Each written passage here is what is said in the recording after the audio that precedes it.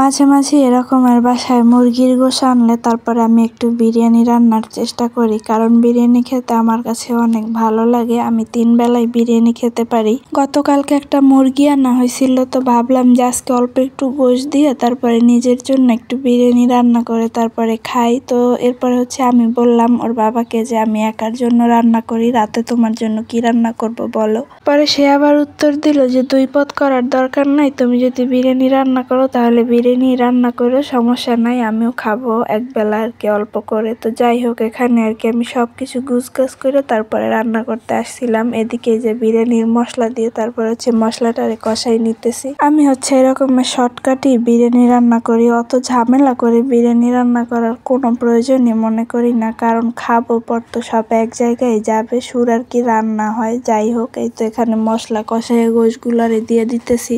আমার মতো এরকমের সাধারণভাবে কে কে বিরিয়ানি রান্না করেন অবশ্যই কিন্তু কমেন্ট করে জানাবেন। আর আমার মতো বিরিয়ানি খাইতে কার কার ভালো লাগে সেটাও কিন্তু কমেন্ট করে জানাবেন। আর আমি এইটা জানতাম না যে মানুষ মাঝে মধ্যে বিরিয়ানি খাইলেই নাকি বড়লোক হয়ে যায়। মানে কিছু মানুষের কথা যারা আমার ভিডিও দেখে তারা নাকি বলে যে আমরা নাকি অনেক বড়লোক, আমাদের অনেক টাকা পয়সা আছে কিন্তু কাউকে দেই না, আমরা এই যে রান্না বান্না কইরা খাই। আচ্ছা, আমার কথা হইতেছে গিয়া যে আপনারা কি ভালো রান্না করে কখনো খান না, নাকি শুধু আমরা একারাই খাই?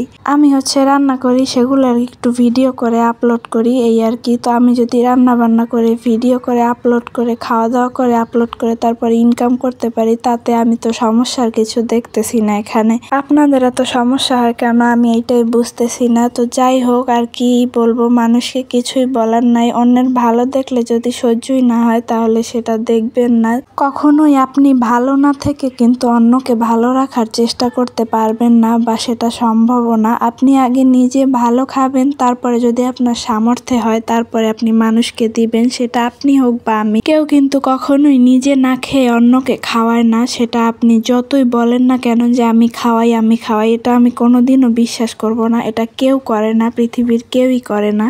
আর হ্যাঁ, আমি যে ভিডিও বানাই, আপনারা কি আমার ভিডিওতে খারাপ কিছু দেখছেন? আমি কি ভিডিওতে নাচানাচি করি, নাকি গান গাই, নাকি অন্য কিছু করি? আমি তো আমার রান্না বান্নার ভিডিওটা আপলোড দেই, এতে তো আপনাদের কোনো রকম সমস্যা হওয়ার কথা না, কারণ আমি এমন কোনো কাজ করতেছি না যে যাতে আপনাদের সম্মানের হানি হবে। আমি এখানে চেষ্টা করতেছি আমার রান্না বান্নার ভিডিও দিয়ে আমি যদি ইনকাম করতে পারি, এটা আমার ফ্যামিলির জন্য ভালো। আর হ্যাঁ, আমি যেই ভিডিও বানাই এতে আমার হাজবেন্ড আমাকে ফুল সাপোর্ট করে। তো অন্য মানুষের কোনো সমস্যা দিয়ে কিন্তু আমার কিছুই আসবে যাবে না। আপনাদের যদি অনেক বেশি সমস্যা হয় বা অনেক বেশি কষ্ট হয় আমার ভিডিও দেখতে, তাহলে দয়া করে আমার ভিডিও দেখবেন না, কিন্তু এই যে সমালোচনা এইটা করবেন না, ঠিক আছে? তো যাই হোক, আজকের ভিডিওটা এই পর্যন্তই। কাউকে কষ্ট দেওয়ার জন্য ভিডিওটা বানানো ছিল না, জাস্ট এমনিতেই। আল্লাহ হাফেজ।